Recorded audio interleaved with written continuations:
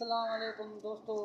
अॼु वरी हीअ जेका मां वीडियो ठाहे रहियो आहियां इहा वरी हिकिड़ी वीडियो इस्लाही थियण वारी आहे ऐं तव्हांखे हिकिड़ी सुठी ॼाण मिलंदी ऐं अलाह सही कंदो त उनजो तव्हांखे फ़ाइदो बि मिलंदो। अचो त तव्हांखे मां ॿुधायां त तव्हांखे अॼु मां छा ॾिसी रहियो आहियां। तो हाणे हीअ ॻाल्हि इहा आहे त हिनमहिल जीअं सर्दियूं अची रहियूं आहिनि त हिनमहिल सर्दी जे मौसम में कहिड़ियूं कहिड़ियूं भाॼियूं थी जीअं मार्केट में अॼुकल्ह भाॼियूं सफ़ा महांगियूं आहिनि। तौबा अलाह साईं असांजी हुकूमत बसि ॿेड़ो ई पार अथनि। हाणे अचो त भई तव्हांखे ॾेखारियां त असांजी छा पोखियो आहे।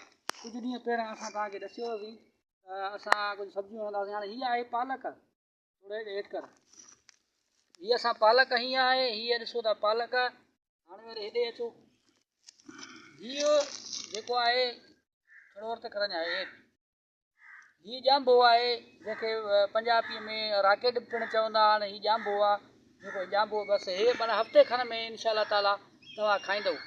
हफ़्ते खन में तव्हां हे खाईंदव इनशा ताला। हीअ एतिरो थी वेंदो ऐं तव्हांखे मार्केट वञण जी ज़रूरत कान पवंदी। पंहिंजे घरनि में सब्जियूं हणो त फ़ाइदो अथव। ऐं दोस्तो हीअ टमाटर अथव, हीअ टमाटो अथव, टमाटो अथव। हीअ हिनमहिल ॿिज हिन जो तयारु थी वियो आहे। हफ़्ते खन में असां वरी जेके गमला आहिनि हेॾे पिया आहिनि असांजा गमला वग़ैरह, असां उन्हनि में हणंदासीं।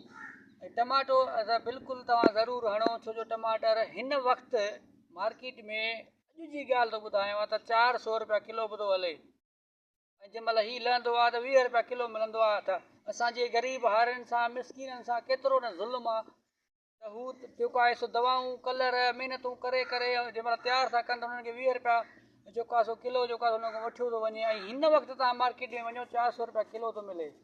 जंहिंमहिल साड़ियुनि जो अघु तव्हां ॾिसो था त कीअं हुननि किराए छॾियो आहे। पर तव्हां वापसि जंहिंमहिल दुकान ते चांवर वठण मिलंदो त तव्हांखे 500 रुपया किलो मिलंदो। 2000 रुपया हिनमहिल उहो बोरी बि था हलाइनि। बाद में तव्हांखे उहो 5000 जी बोरी ॾींदा। हाणे अचो वधीक तव्हांखे असां सब्जी ॾेखारियूं छा छा तव्हां घर में हणी सघो था। दोस्तो हीअ पटाटो आहे, हीअ पटाटो अथव, हेॾे ॾिसो, हीअ पटाटो आहे। हीअ पटाटो 2 महीननि में तयारु थी वेंदो। हीअ साॻ अथव, हेॾे ॾिसो सरियां, साॻ सरियां जो अथव दोस्तो।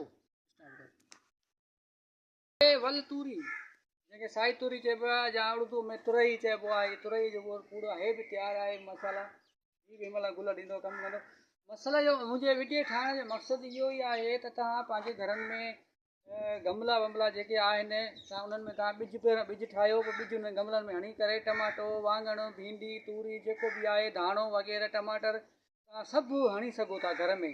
त महांगाई जो तोड़ ऐं महांगाईअ खां बचण जे लाइ इहो तव्हां पंहिंजे घर में कयो। अगरि तव्हांखे ज़मीन न आहे, भले तव्हांजे घर में फर्श बि लॻल आहे, तव्हां गमला वठी अचो, गमलनि में तव्हां मिटी सेट करे तव्हां उन्हनि में लॻायो। तव्हां हिन महांगाई जे आज़ार खां बचंदव त तव्हांजे लाइ भलो थींदो।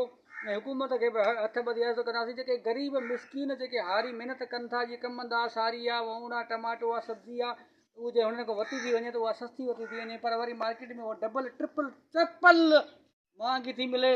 आज़ार आहे न करप्ट हुकूमत जो असांजे मथां। महांगाई जो आज़ार बम केॾो किरियल आहे। महांगाई कॾहिं घटि थींदी यार, ख़ुदा खे मञो यार। हाणे बंदि करे यार, वधीक मूंखे बसि मां वञा।